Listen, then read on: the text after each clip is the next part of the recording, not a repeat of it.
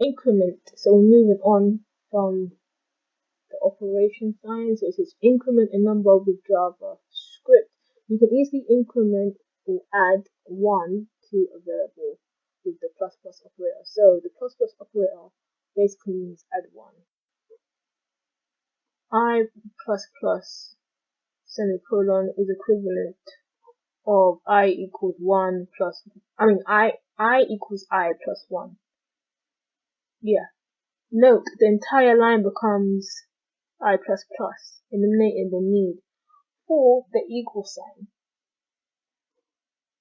So this is just basically a shorthand of doing that. Change the code to use the plus plus operator on my var.